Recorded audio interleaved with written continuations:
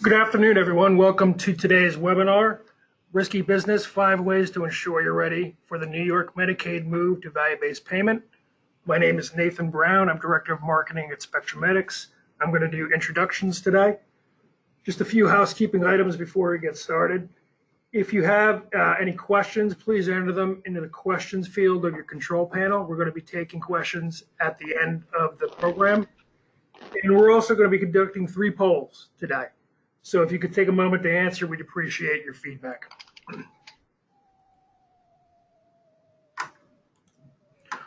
On the call today, Tim McIntyre. Tim is our New York value-based payment subject matter expert. Also on the call is Mark Rucci. Mark is our ACO product manager. And finally, Chris Bethel. Chris Bethel is VP of Marketing and Client Relations at SpectrumMedics. So without further ado, I'm going to pass it over to Chris. All right, thank you, Nathan. Good afternoon, folks. It's a pleasure to be here with you today. Our agenda for today is as follows. We're going to define and provide some context concerning New York and the transition to VBP within Medicaid. Then we'll talk about 5 things you need to consider to be ready for that transition. Then we'll close with a short Q&A session. But before we get started, I thought a bit of context concerning SpectrumMedics might be helpful. SpectrumMedics was an early entrant into the Disrupt Medicaid waiver program in New York. It's a program that was embraced by the state of New York. Today, 1 in 5 preferred partner systems, or PPSs, trust the SpectrumMedics platform to power the Medicaid demonstration efforts in ACO-like operations. Next slide, please. The SpectrumMedics platform is an end-to-end system designed specifically for healthcare with an eye toward many-to-many interactions. That is many data sources, many patients, and many partners. The SpectrumMedics platform creates a single source of patient truth that ensures all partners within your ecosystem have a 360-degree view of patient encounters. Within that framework, measures like HEDIS are calculated, performance is monitored and measured, and actionable insight drives care gap discovery and improvement efforts. Again, our proving ground for this readiness for this resides in the heart of New York as part of the Delivery System Reform Incentive Payment, or DSRIP, program. And thus far, the demonstrations are yielding some pretty terrific results. Let's take a look at the performance of just one of our DSRIP partners. These graphs show a marked improvement in preventable readmissions, as well as potentially preventable emergency room visits for both the general population and those within the behavioral health setting. And while the numbers are impressive, it's the platform which provided the intervention insight which allowed this partner to take action and positively impact care while reducing the cost of that care. And really, that's the point of VBP. Now, when we talk about New York Medicaid VBP, I think there's really 2 definitions we can look at.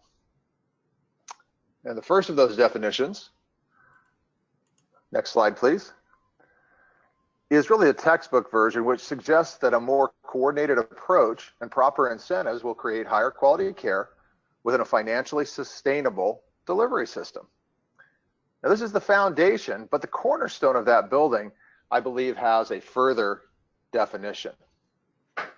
And that is, it's about the people that deserve quality health care. It's about families and individuals of lower incomes who otherwise would have difficulty affording health insurance on their own. It's about my brother, a promising baseball pitcher and student who at 20 years old was diagnosed with paranoid schizophrenia and counts on New York Medicaid for his medications and treatment. It's about my 97-year-old Aunt Ronnie, who has outlived much of her family, including a daughter, and would be hard-pressed to live her last years with dignity in a long-term care setting without the assistance New York Medicaid provides. It's about the 6.4 million people in New York, mothers, fathers, and children, who would be hard-pressed without the assistance of Medicaid. So VBP is about the process, but the process is there to ensure these folks get the health care they need and deserve. With that said, New York has a process. In fact, they've spent a significant amount of time and money to educate all those within the New York healthcare landscape on it. Which brings us to our first poll question and the introduction of my colleague, Tim McIntyre. Tim, take it away. Thanks, Chris. Good afternoon, everybody, and thank you for joining us today. I'm going to share the mic with my partner here, Mark Rucci, who brings a tremendous amount of experience being a CEO of a major ACO and has entered into many contracts, value-based contracts, and certainly has an indication of the do's and don'ts of that world. It can be invaluable insight. Just to level set, I'm going to make sure we hone in on the relevant information for you today. We just want to do a quick poll to see if you participated in or completed the New York State DOH value-based payment boot camps. That'll help us focus in on what to cover today. While you're answering that poll, as some of you may know, DOH has a tremendous website called the Value-Based Resource Library. You just simply Google that, New York DOH VBP Resource Library, and everything you want to know about value-based payments is on that site.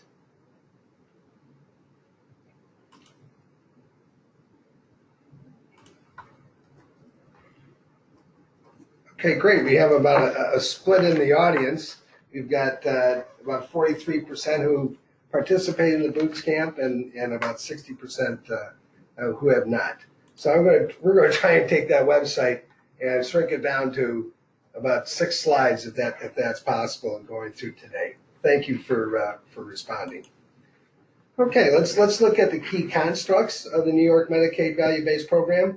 Really, the whole initiative is around accomplishing the healthcare triple aim, which simultaneously is focusing on A, improving the patient experience in healthcare, 2, improving the health of the population, and 3, reducing the per capita cost of healthcare. The value-based program provides incentives to the participants for improving performance and quality and efficiency in delivering the care. The structure of value-based contracts are between the managed care organizations and various provider groups, ACOs, IPAs, integrated delivery networks, and CBOs. And New York is really the lead in terms of addressing social determinants of health and including CBOs into value-based payments. And we'll be talking a little bit more about that later. It's important to note that DOH has provided guidelines for the MCOs and the contractors to enter into. There's only 1 or 2 little mandates, but DOH is not prescribing the agreement terms. If you follow some of their guidelines, the agreement is called on menu, and yet you can have an agreement where you have terms that are off the guidelines or what we call off menu. And DOH certainly will be taking a closer look at agreements that are off menu. Go ahead. Go ahead, Mark. Do you want to? I said for those that are not aware, while there's freedom in the terms of the contracts must be submitted to and approved by DOH. So the approval process will be simpler and quicker if the on menu, the guidelines are followed more strictly. Does not mean you need to do that. Does not mean that every contract will. They will approve contracts that go off menu, but there is an approval process. And the closer that the contract terms follow the guidelines, the quicker and easier that approval process will be. Thanks, Mark. In terms of the players, of course, DOH, which we refer to, the managed care organizations who are serving the Medicaid population, which accounts for about $22 billion of Medicaid spend, the value-based contractors, which can be made up of ACOs, IPAs, integrated delivery networks, and other provider groups. I have the CBOs in a separate box, but they can also be value-based contractors. And the difference is they can contract with the MCO, but they can also contract or subcontract with the ACOs or the IPAs. And then we have the PPSs. The PPSs, unless legally set up, cannot enter into a value-based contract. What we're seeing in the marketplace is some of the PPSs or partners in a PPS will morph into an ACO or an IPA or integrated delivery network. Some of the PPSs are also considering offering MSO type services to support the contractors as well as the MCO with things such as data and education. So there is some sustainability for the PPSs going into value-based contracting after district year number 5. What are the risk levels, or where can the contracts fall into? There's really 4 levels. Level 0, which is really not part of the value-based contracting scheme, is really how the market's been operating over the last 10 years, really providing bonuses for reaching certain quality measures. The value-based payment structure going forward will put the contracts either into one of 3 levels. Level 1 looks at an upside only for the contractors, which is made out of shared savings when certain outcome levels are sufficient. Level 2 is an upside downside risk, where again, the contractors share in the upside as well as to the downside. And DOH, again, not prescribing any particular formulas, but they have given guidelines on what they think would be attractive arrangements for that level. And then level 3 is what basically is full capitation, where the contractors take the full risk at a set price, and they have the upside downside risk based on that capitation. Okay, arrangements, or buckets. DOH has provided guidelines in terms of various arrangements where the population will be attributed to. There's the general population, and there's really 2 schemes under that. There's total care for the general population, which in terms on the quality as well as the total cost. And with the same measure guidelines, you have integrated primary care, but that's measured on an episode basis. Then we have the special needs subpopulations, heart or behavioral health, HIV, AIDS, long-term care, and some of these are bundles. For example, maternity care is a bundle based on certain episodic events and costs. The measures. This is just a snapshot. There's over 100 Category 1 value-based quality measures that DOH has put out for its guidelines. And Category 1s are the ones that must be within or are available for contracts. Category 2 and 3 are to be looked at into the future. So this chart, basically what we've done here is laid out all the measures in value-based and also compared them to the HEDIS 2018 measures, which is important because most of the managed care organizations are driven by the HEDIS measures. And then we've also broken them into the various arrangements or buckets. And what you can see is there's a tremendous amount of overlap with HEDIS, as well as overlap between the various arrangements. Okay, the roadmap.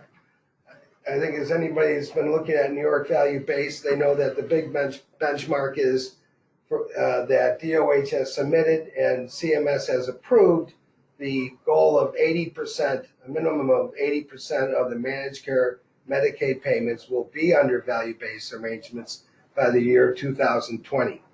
As of 2016, about 38% of those payments were under value-based, mostly in a level 1 scenario. This is probably the more important slide, which really looks at the future. So if you move from April of 2018, DOH and CMS have approved that 10% or greater of the total MCO expenditure needs to be in level 1 value-based. And this benchmark was exceeded by the marketplace for this year.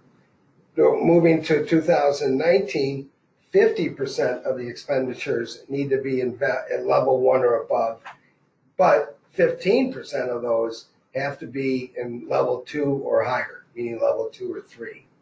And then April 2020, 80 to 90% of the expenditure level in value 1 or above, 35% of the total payments will be in level 2 or 3. What's also important to note, if you're in a level 2 and 3 in that last year, that it must include one tier 1 CBO into that agreement. Okay, so we just want to pause here for a minute and get a sense of where your organization is in terms of value-based payments. One, have you negotiated contracts already? You're negotiating contracts as we speak. You're in a kind of a pre-contract discussion mode. 4, you're still building the internal strategy. And 5, just learning about value-based payments.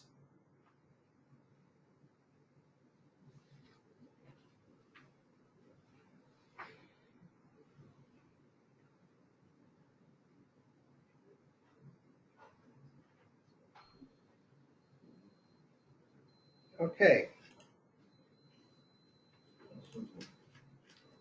All right. Very interesting results. 17% already having value-based contracts, and over 60%. And so we've got 20% in some type of negotiation or pre-contract discussions, and 60% still looking at a strategy and learning about value-based payments. So with that, let me turn it over to Chris.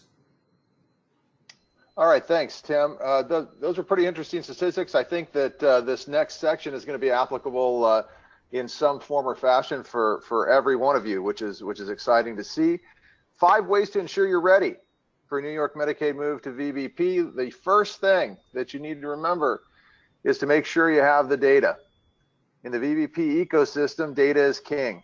Without it, you're going to be flying blind. With it, you can start to affect true performance improvement. Some things to keep in mind as you start to do this include, first, remember that you're going to have to both get and give data, and do that from multiple EHRs as well as numerous other systems, often in structured and unstructured formats. Once you add things like socioeconomic factors, things can really get a bit crazy, and you have to ensure you have a way to manage it. Second, you have to set a good data foundation. The capture is the last piece of the puzzle. Things like solid processes for data acquisition, upfront data modeling, and common data definitions are crucial in this first stage. Finally, you want to make sure that everyone in the ecosystem is on the same page with a single ecosystem-wide view of patients. We'll talk a little bit more about that later. Now, if you've created this framework and this data plan, then the next thing you need to do is know your baseline performance level. Now, Mark, our resident ACO and VBP expert, is going to walk you through the process for getting to a target budget. Mark, it's all yours. Thank you, Chris. Once you've got your data in order, what do you do with that data? As we've mentioned, each of the prescribed arrangements under the VBP program in New York State has a set of quality measures that must be reported. So you would like to know your baseline performance before you enter into any negotiations. You'd be in a much stronger position if you knew your organization's baseline performance level on each of the quality metrics under each of the arrangements you were interested in. So you've got to calculate those baseline performance levels, know where you stand. For those arrangements that have episodic definitions, you also want to know where you stand with respect to the volume and average cost for the episodes of care. All of the arrangements, as in addition to quality measures, also include a target budget. Some of them are based on total cost, some of them are based on episodic costs, but they all have a target budget. So you need to know where you stand financially in terms of the costs generated by the providers in your organization. So you've got to understand your baseline performance levels before you're able to have any sort of meaningful negotiations about improvement from that point forward.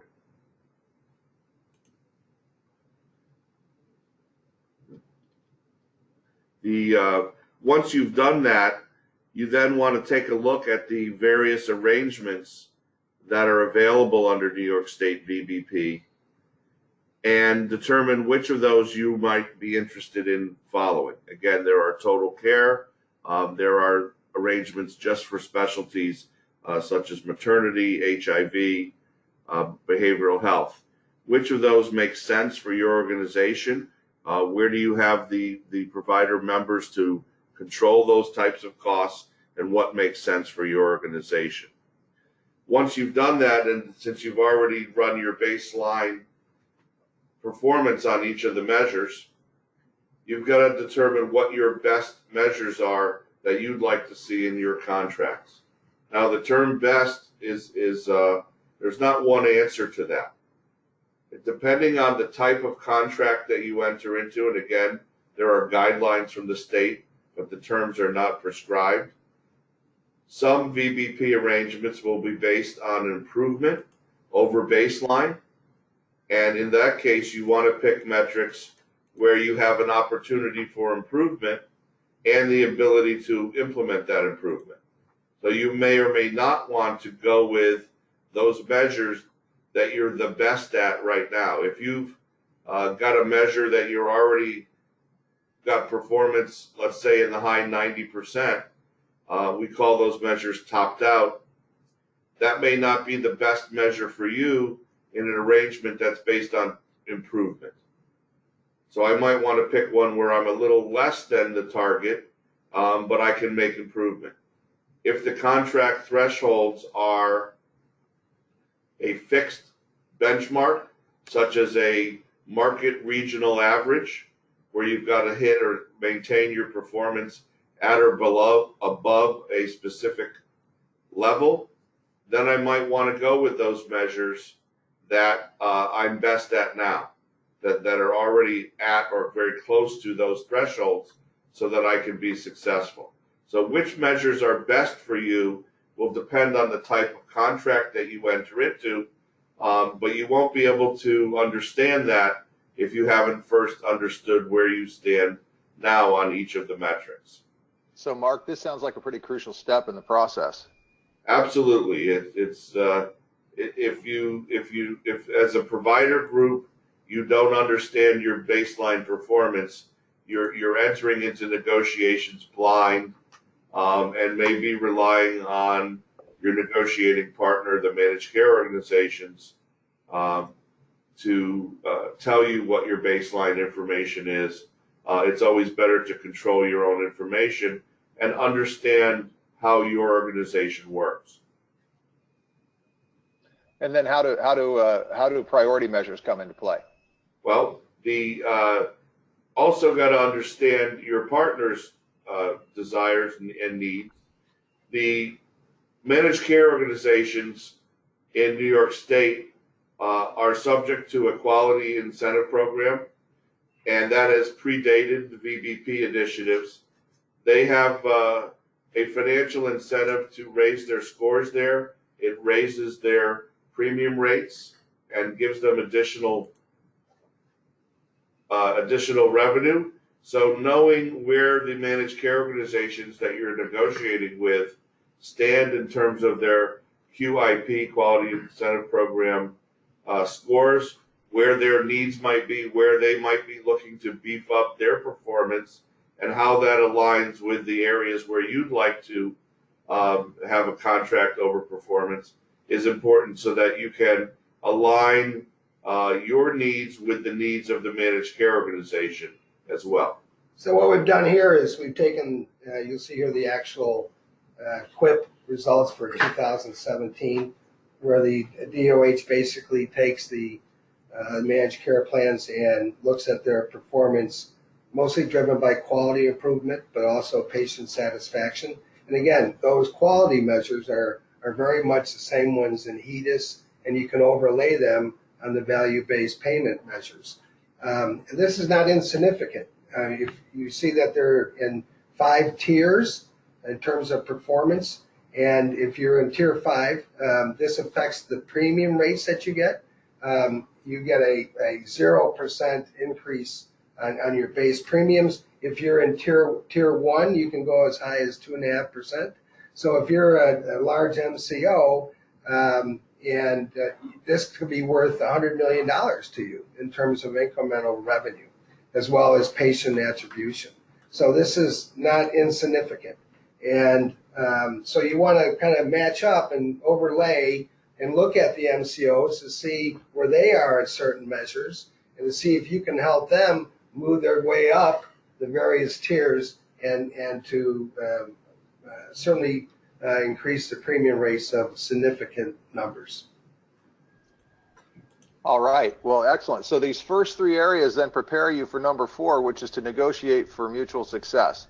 And all of this preparation is really to set you up for those negotiations. The goal here is, again, to find mutually beneficial programs. And the process is simple, but the details can be quite tricky. Mark, walk us through this a little bit.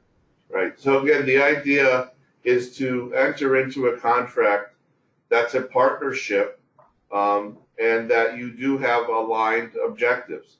As we've seen, the managed care organizations have a need and a desire and financial incentives to improve their quality scores, to get additional revenue, as well as beneficial additional revenue through higher rates, as well as through access to additional patients by being in a higher tier. So the idea is to find that middle ground where everybody's objectives are aligned. So you've got to share that information, first of all, within your organization. If you've got multiple partners coming together to form a VBP contractor, you want to share that information internally.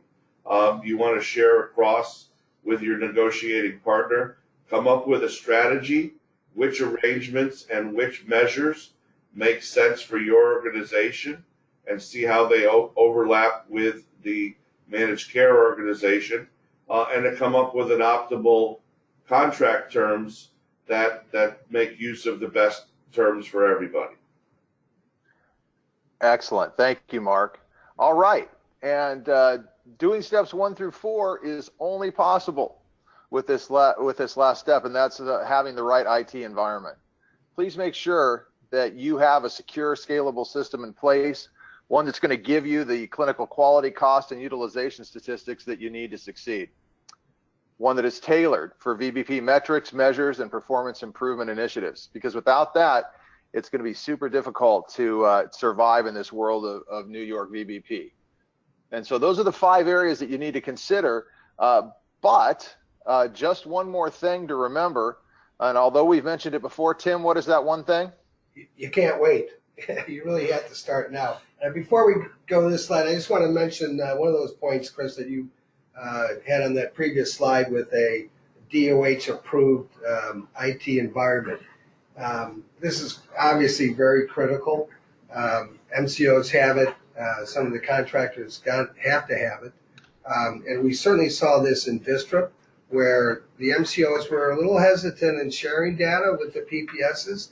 And one of the concerns was that the PPSs really weren't ready in terms of DOH-approved environments. And so the MCOs were a little nervous in that area. So as we enter into value-based, we want the MCOs, and the MCOs want to share data, but you have to be in an environment that's DOH-approved. Thank you. Absolutely. Okay, so in terms of timing, although we're saying April 2020, it's really today. So if we move to the right of the slide, if your objective is to enter into agreements by January of 2020, there's a period there for DOH review. You really need to be at the contract negotiation table probably in June of next year, 2019. Now, to be successful in those contract negotiations, let's kind of move backwards. I mean, really, you need to start right now in terms of acquiring and integrating the various data sources to establish your baseline, maybe 3 years post data or previous data. And that certainly can take 3 months. And then constructing a well-designed data warehouse and the various algorithms. What Spectrumetics also provides is a contract modeler.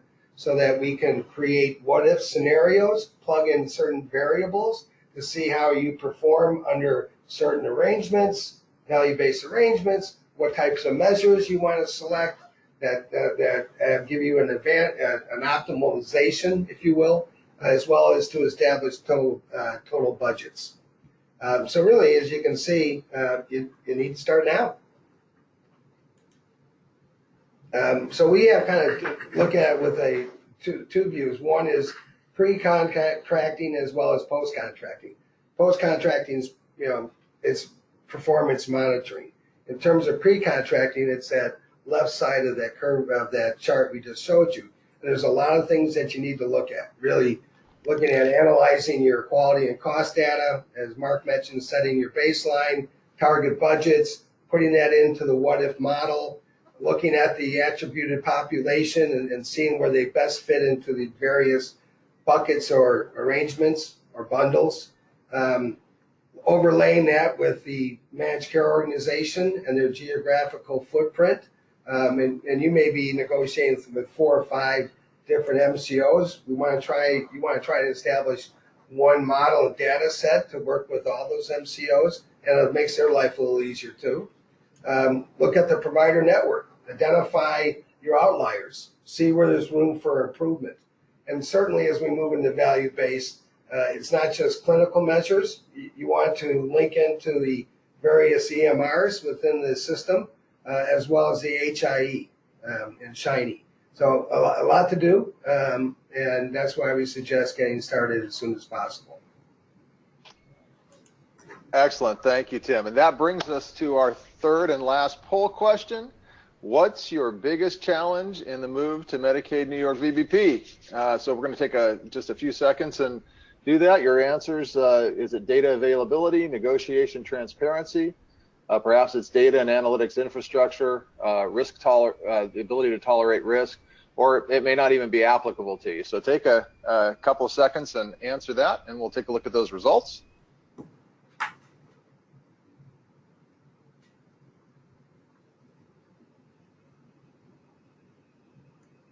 I think we'll finish that out in just a second here.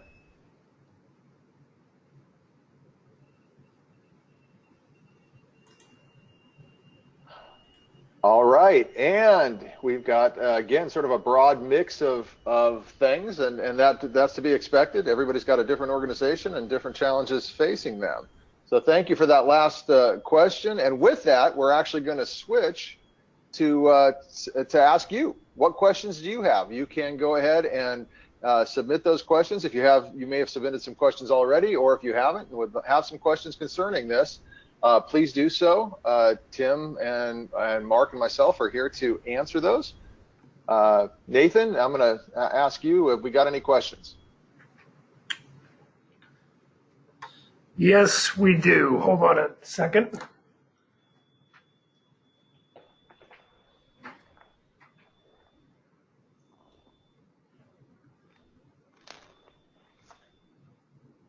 Give us just a moment. We're reviewing the incoming questions. Excellent.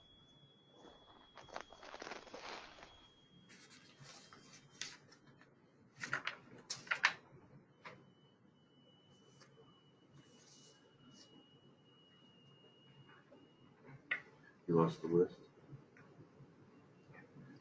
Do we have any? All right. So we got one.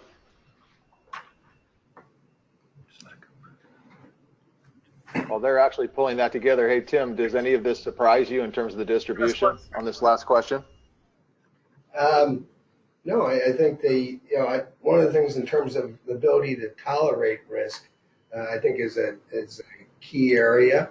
You want to be able to certainly measure and evaluate what your risk profile is internally, and then lay the various scenarios against that, so that you feel comfortable with what arrangement that you want to enter into. Right. So it's having that insight that to reduce the threat of risk. Okay, sorry everyone, we're just having a technical difficulty with the questions here. Okay. Did everybody submit any?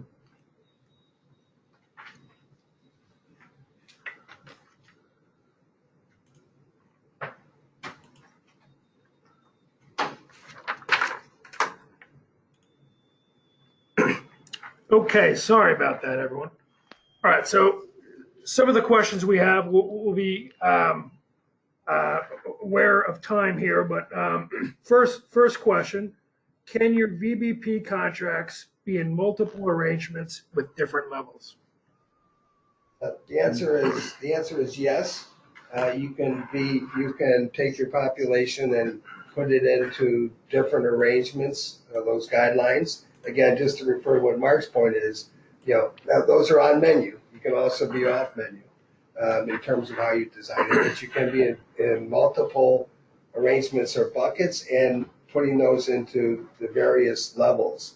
So that is an option, yes. Yeah, and that is expected, that two organizations that contract together would very likely have a deal that spanned multiple arrangements.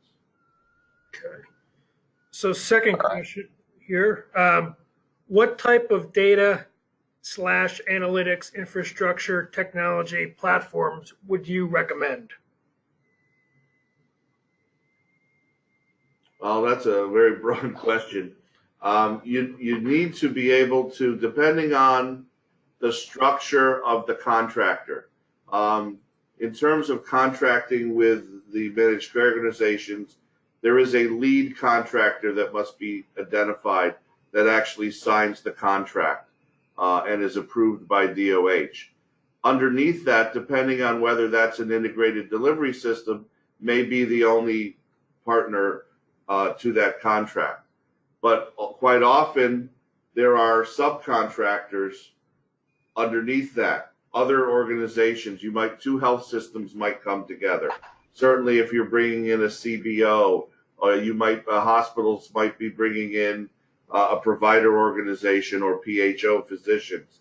So there may often be several legal entities within a contractor status. You've got to build whatever it is, the structure, to be able to share that data and have it in one central place in a common format. So the challenges to each organization are going to be different. You're going to have multiple EMRs involved in most cases. How do you get that data into a central warehouse in a common format? Issues of having a master patient identifier where you've got different member numbers in different systems. And how do you identify when you've got the exact same patient across multiple systems? So having a master patient identifier is a big thing. So being able to bring in data from your local HIE, bring that in. So you want to marry and bring together your administrative data in terms of procedures and services performed with the clinical data in your EMRs so that you can fully report on the quality measures. You need both types of information in order to measure your performance. Yeah, Mark, that's a good last sentence. I mean, there are, based on the measurements, there are requirements for the contractor to report those results into the MCO. So you really need to have that data infrastructure ready to not only analyze, but also to report. Right. So you've got to gather it internally and be able to report that to the MCO, who has a reporting requirement to the DOH as well. And I recommend you audit your framework to make sure that that it supports all of the different facets of this data management and visualization that you're going to have to do. And let's not forget, we need then to bring it down to the provider level to really create your chase list, I guess, as you call it, to be able to provide your providers and organizations with their performance reports, so they certainly can help contribute to the success of the program. Right. And in terms of the reporting, while you're going to report in aggregate up the ladder, if you will, you've got to be able to report at more granularity within the network so that you can understand if there's variations in performance within your organization or organizations. As I said, there may very well be difference in performance on different metrics between the different partners, and even within the partners, down to the practice and physician level. So having the reporting ability at that level is important. And as I said in the beginning, we've got a number of arrangements with a large number of quality metrics. You've got to be able to make sure that you can replicate and report those quality metrics accurately in the way that they're defined formally in terms of the VBP program. Okay. Thanks, guys. So next question here, what kind of process is available to get usable data to the actual providers? Well, what's available? What should be available maybe is the process or the delivery. I guess So the question is, what kind of process is available to get usable data? I mean, yeah, I don't know what should be available, and what we do with our clients is, again, we have not only the ability to do aggregate reporting, but what we call a provider report card, or more politely, a provider performance summary.